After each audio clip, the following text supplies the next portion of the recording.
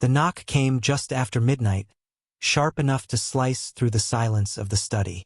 Ethan Carter barely lifted his eyes from the screen, though the pulse in his temple quickened. He was used to being obeyed, not interrupted. His head of security knew this, which made the hesitation in the man's voice at the door all the more unusual. "Sir," the man said quietly, "there's something you should see." Ethan sighed, snapped the laptop shut, and held out his hand. The tablet screen glowed in the dim light, and for a moment he didn't understand what he was looking at. The nursery monitor showed the crib. Emma. His little girl's small body curled under the pale quilt, her hair damp against the pillow. She had been fighting a fever for 3 nights now, every hour an ordeal of sobbing and sweat. But now she was asleep, and then his gaze shifted. On the floor, not in the rocking chair where the nannies were instructed to sit, not in the guest bed prepared for emergencies, but on the hardwood itself was the nanny, Claire. A stranger, just a stand-in from the agency. Her legs folded awkwardly beneath her, her cheek pressed to her arm as if she had simply collapsed there. But her other arm reached through the white crib rails, her hand clasped firmly in Emma's. Ethan's jaw tightened. His first sensation was anger, clean and immediate. No one stayed in Emma's room without permission. No one touched his daughter without boundaries. Rules existed for a reason: order, safety, control. He rose so suddenly that the security chief stepped back. "Car," Ethan said flatly. The drive was a blur. He barely noticed the passing streets, only the growing heat of his fury. What kind of woman slept on his floor like some negligent teenager? It was unprofessional, dangerous. He had dismissed better nannies for less. By the time the car rolled to a stop in the circular drive, Ethan was ready. She would be gone before dawn. The house was silent, the marble halls echoing only his clipped footsteps. His anger carried him up the stairs, through the corridor lined with closed doors, until he reached the nursery. He opened the door, and stopped. The nightlight cast a soft amber glow across the room. Emma was not thrashing or whimpering as usual. She was utterly still, her breath rising and falling in quiet rhythm. Her small hand locked around Claire's fingers as though she would never let go. Claire shifted at the sound of the door. Her eyes fluttered open, red-rimmed with fatigue. She didn't scramble to stand or launch into excuses. She only looked at him, dazed, then whispered, barely audible. Her fever broke, but she wouldn't let go. I didn't want her to feel alone. No defense, no apology, just simple, raw concern. Ethan's anger wavered. He had expected panic, excuses, fear. Instead, he was met with something disarming, an unguarded tenderness. For the first time in a long while, Ethan Carter didn't know what to say. For a long moment, Ethan remained in the doorway, his hand still gripping the polished brass handle. Everything in him urged action, dismissal, command, the clean resolution of anger. That was how he had built his empire, how he had controlled the chaos left in Rachel's wake. Set the rule. Enforce it. No hesitation. But his body refused to move. The room was quiet, save for the soft hum of the air purifier and the faint sigh of Emma's breathing. The usual restless moans, the kicks that twisted her blanket, were absent. Instead, her tiny face was slack with peace, a trace of moisture still glistening on her temples. Her little hand clutched Claire's fingers with fierce insistence, like a sailor clings to a rope in storm. Ethan stepped closer, each pace muffled by the thick carpet. The anger was still there, pulsing in his veins, but dulled now by confusion. He had imagined a scene of negligence, perhaps even indifference. But the woman on his floor was not careless. She was exhausted. Claire shifted again, lifting her head. She was younger than he remembered from the agency file, late 20s perhaps. Her hair had slipped from its neat bun, strands falling across her cheek. The lines under her eyes were sharp with fatigue, but when she looked up at him, her gaze carried no fear, only honesty. "She wouldn't sleep unless I stayed close," Claire whispered, her voice raw, almost apologetic. "I tried the chair." She cried harder. "I tried to step out." She screamed. "So, I stayed. Her words were not excuse, not defiance. They were explanation simple as breath. Ethan crouched slightly, his eyes drawn to Emma's hand. His daughter's grip was tight, as if she knew instinctively that release meant loneliness.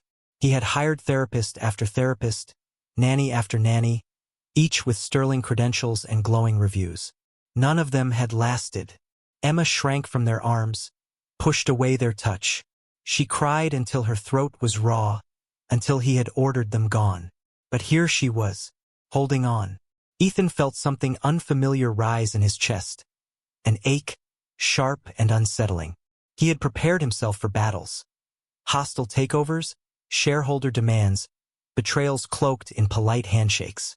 But this fragile trust between his daughter and a stranger was a war he didn't know how to fight. "You should not be on the floor," he said finally, his voice low, more to break the silence than to command. Claire nodded, not defensive. "I know, but she didn't want me anywhere else." She glanced down at Emma, then back at him. Sometimes children don't care about rules. They care about presence. The words struck him harder than he expected. Rules had built his life, his company, his very survival. Presence was something he had not allowed himself in years. Work had been his shield, schedules his armor. Yet in this small room his fortress felt irrelevant. He should have dismissed her. He should have called security and demanded a replacement by morning. Instead, he stood there, watching as Emma's lips curved faintly in her sleep, as Claire's hand remained steady despite her own exhaustion. It was not order that calmed his daughter. It was connection. For the first time in years, Ethan felt the weight of his own absence. He thought of the nights when Emma cried and he answered with expensive toys, with the promise of specialists and remedies. He thought of how she turned from him, refusing comfort. And now, with nothing but a hand through crib bars, she found peace. The fury that had propelled him here dissolved into something far more dangerous. Doubt. He leaned back against the wall, his suit jacket brushing the nursery wallpaper, patterned with soft gray clouds. The sight of Claire, her body curved protectively toward Emma, etched itself into him. Not as insubordination, not as failure, but as something he could not yet name. When he finally spoke again, his voice was quieter. "Stay, until she wakes." Claire blinked at him, surprised, then gave a small nod. She adjusted her position, settling her head back against her arm. Emma stirred once, then sighed, still holding on. Ethan stood in the half-light, the master of a world that bent to his will, and realized with quiet shock that here, inside this small room, he was powerless. And perhaps, for the first time, that was exactly what Emma needed. Long after he left the nursery, Ethan found himself standing in the darkened kitchen. One hand braced against the marble counter, the other around a glass of water he hadn't touched. The house was silent, but his thoughts were not. They circled like vultures, dragging him back to a night years earlier when silence had also pressed this heavily. Rachel had left on a Tuesday. There had been no dramatic argument, no broken plates, no slammed doors. Just a suitcase by the front door, a note folded neatly on the table. "I can't do this. I can't be what you need." What he had needed, Ethan thought bitterly even now, was not glamour or ambition. He had needed someone to stay. But Rachel had been hungry for more. More glitter, more noise, more danger. A venture capitalist with a yacht and a sharp smile had appeared, and she had chosen him without looking back. No phone calls, no cards for Emma's birthdays, not even a text to ask how her daughter was. It was as if Rachel had sliced that part of her life away and walked forward without regret. Ethan had responded the only way he knew. He buried the wound under work. He poured himself into Carter Technologies, into mergers and acquisitions, into the game of building something too large to be abandoned. The magazines called him a visionary, a machine, a man who never blinked in negotiations. Forbes covers stacked neatly on the shelf in his office, each one a monument to his refusal to be left behind again. But inside the fortress he built, Emma was shrinking. She was 3 when she stopped laughing freely. Once a curious toddler who clutched her picture books and demanded stories, she began to retreat into silence. Strangers terrified her. Therapists tried, expensive nannies tried, but she would thrash in their arms, screaming until her throat cracked. She learned to recognize voices and would turn away from any that didn't belong to her father. Even then, she often recoiled, shrinking from his attempts to soothe her. Ethan had thought he could compensate with toys, with tutors, with the best pediatric specialists money could buy. But no matter how many solutions he purchased, joy could not be bought. He remembered the look on one therapist's face, careful but firm. She doesn't need more structure. She needs presence. Presence. That word again, the same one Claire had used. The word that felt like a blade, cutting through the illusion he had wrapped around himself. Presence was the one thing he had withheld, the one thing he had deemed unnecessary, maybe even dangerous. If he had stayed too close, if he had let himself feel too much, the hollow left by Rachel might have cracked him open. Better to stay behind his desk. Better to drown the ache in spreadsheets and acquisitions, to pretend that building an empire could replace the warmth of a hand in the dark. But tonight, seeing Emma's tiny fingers wound tightly through Claire's, it had undone him. Because it wasn't just Emma who looked at the world that way. It was him too, clinging, without admitting it, to anything that promised not to leave. He thought of Rachel's perfume fading from the hall, of Emma's small body trembling in strangers' arms, of the quiet way Claire had said, "I didn't want her to feel alone." And for the first time, Ethan wondered if he had been the one who left first. Not Rachel. If his absence, disguised as discipline and control, had hollowed the house long before the suitcase at the door. He pressed the glass to his lips, but the water tasted bitter. Through the window, the city lights shimmered, tall towers piercing the night. They were his towers, his legacy. Yet in the silence of his kitchen, they felt like distant monuments, built not out of strength, but out of fear.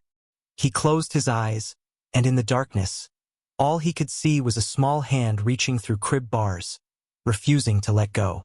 At first, Ethan watched with suspicion. He told himself it was temporary, that Emma's calmness in Claire's presence was nothing but coincidence. Children shifted moods. Fevers broke. It was not proof of anything lasting. And yet, in the days that followed, a subtle change unfolded. Emma, who once startled at every unfamiliar sound, began to giggle. The sound was fragile at first, like glass about to crack, but it grew steadier. One morning, Ethan paused in the doorway to see her stacking blocks with Claire, her laughter spilling into the air as the tower toppled. It was the first time in months he had heard that sound. He felt something tighten in his chest, a knot he could not name. Relief, perhaps, or envy. Claire was not extraordinary. She did not arrive with strategies or therapy manuals. She carried no air of expertise. She simply stayed. She sat quietly when Emma drew circles on paper. She hummed while brushing tangles from her hair. She let silence linger, and in that stillness, Emma's trust began to grow. The moment that undid him came one rainy afternoon. Emma had been curled in Claire's lap, half asleep, her small fingers tangled in the fabric of Claire's sweater. Her lips parted and she whispered, almost inaudible, "Mama." Ethan froze in the doorway. The word was soft, uncertain, but it cut through him with the precision of a blade. For a heartbeat he wanted to storm in, to correct her, to remind Emma that this woman was not her mother. But the sight of Claire, her eyes glistening, her hands steady on Emma's back, silenced him. She did not flinch or claim the title. She simply held the child, rocking slightly, as if the word itself was too sacred to disturb. That night, Ethan poured himself a drink he didn't finish. He told himself it was jealousy. His daughter calling another woman mama was intolerable. But beneath the sting lay something more fragile. Gratitude. Because Emma had spoken the word at all. Because in Claire's arms, she had found the courage to name what she longed for. A week later, another word came. This time from Emma's lips to his own ears, clear as sunlight breaking through cloud. Daddy. He had waited 3 years to hear it, and still he was unprepared. The word slipped out as Emma reached for him across the playroom carpet, her eyes steady, her small arms opening with trust. His chest tightened so violently he thought for a moment he might fall. When he gathered her up, Emma buried her face against his shoulder. He caught Claire watching from across the room, her expression quiet, almost reverent. He wanted to thank her, to tell her that she had opened a door no one else could. But the words stuck in his throat. Instead, he simply nodded, and she nodded back, as if they shared a secret neither dared speak aloud. From that point forward, the house shifted. The silence that once pressed heavy on its walls began to crack. Emma hummed to herself while painting. She toddled into rooms without fear. At night, she reached for Claire's hand but no longer cried when Ethan tucked her in. For Ethan, the change was disorienting. His home, once a fortress of strict order, was warming. And warmth, he knew, was dangerous. It made a man want things he could lose.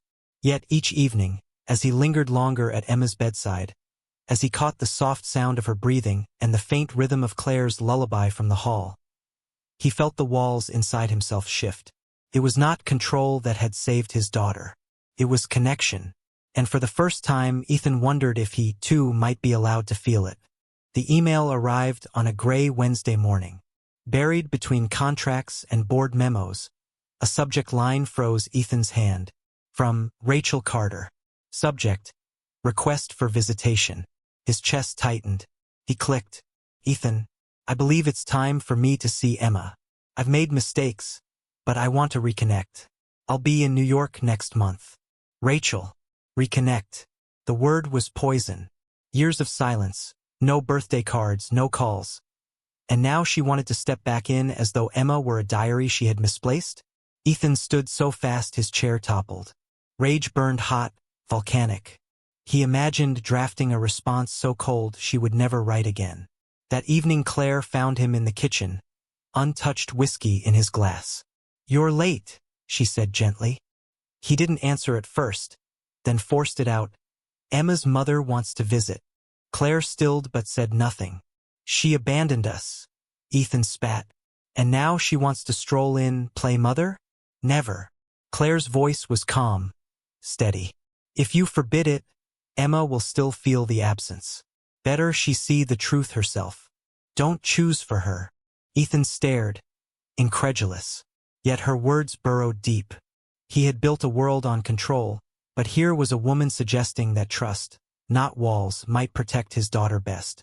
When Rachel arrived a week later, the house seemed to hold its breath. She stepped into the foyer, glossy as ever, smile polished. "Emma," she said brightly, crouching low. "It's Mommy." Emma froze, eyes wide. Then, without a word, she turned and buried her face in Claire's lap. Her small voice was muffled but clear. "I already have a mommy." The silence that followed was heavy as stone. Rachel's smile cracked. She straightened, her tone sharp. "You've poisoned her against me." But Ethan saw the truth. No one had whispered in Emma's ear. His daughter had simply chosen. Rachel left soon after, heels striking the marble like gunshots. The slam of the door echoed through the house. Ethan stood in the foyer, trembling with something he could not name. Fury, yes, but also relief, even awe. He looked at Claire, still cradling Emma. For the first time in years, he felt the walls of his fortress shift, as if home had begun to mean something more than stone and glass. The night after Rachel's visit, the house was too still. Even the walls seemed to echo with the memory of Emma's words, that quiet declaration that had silenced everyone. "I already have a mommy." Ethan sat in his study long after midnight, lights dimmed, a single glass of water untouched beside him. The image replayed again and again. Emma pressing her face into Claire's lap, Rachel's brittle smile collapsing, Claire's hand steady on the child's back. He should have felt victorious. He had imagined that moment countless times. Rachel returning, only to be rejected. Yet there was no triumph in him, only a strange, aching fear. Because while Rachel had left years ago, Claire could still leave tomorrow. And if she did, what would remain? Upstairs, Claire was packing. She folded her clothes quietly, careful not to wake Emma in the next room. She had learned not to linger too long where she was not meant to stay. Families patched themselves up, found their rhythm, and she, an agency temp, a stand-in, moved on. She told herself it was safer this way, to leave before the story turned cruel. But her hands shook as she zipped the bag, because this time felt different. This time, leaving felt like tearing something out of her own chest. She reached the door just as footsteps sounded in the hall. Ethan stood there, his tie loosened, eyes shadowed from sleeplessness. For once he didn't look like the man on magazine covers. He looked stripped bare, vulnerable. "Where are you going?" His voice was raw, more plea than demand.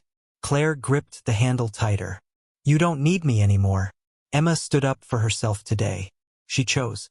"That means she'll be fine." Ethan's throat worked. "She chose you." The words hung between them, heavier than silence. Claire shook her head, trying to steady herself. "I'm not permanent, Ethan. I was never meant to be. If I stay, it only makes it harder when—" "Don't!" He cut in, stepping closer. His voice cracked, surprising even himself. "Don't say when." "I can't." He stopped, raking a hand through his hair. "I can't watch you walk out like Rachel did. Emma can't." Claire blinked, stunned. He had never said her name in the same breath as his ex-wife before. "I'm not Rachel," she whispered. "I know," he said. His eyes finally met hers, unguarded, stripped of armor. "That's why I'm asking. Don't go. You're not temporary. You're home." The word home broke something in her. For years she had moved like a ghost through other people's houses, filling gaps, soothing children, vanishing before her presence became too real. But here, in the echo of his voice, the word sounded different. Not borrowed, not conditional, real. Her hand slipped from the handle. The bag sagged to the floor. For a long moment they stood in silence, the weight of years pressing between them. His walls, her doubts, Emma's fragile trust. Then, quietly, Claire exhaled. "All right, I'll stay." Ethan closed his eyes, as if those words alone had steadied him. From the next room, a small voice stirred. "Daddy!" They both turned. Emma stood in the doorway, hair tangled, clutching her stuffed bear. Sleep heavy in her eyes, but worry on her face. "Are you leaving?" she asked, looking not at him, but at Claire. Claire knelt down, arms open.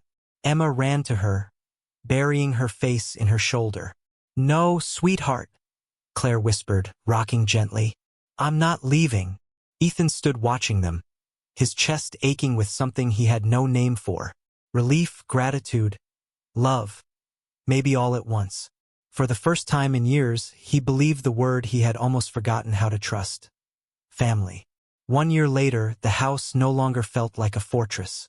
It had softened. Morning light streamed through curtains Claire had chosen, casting gentle warmth on walls once bare.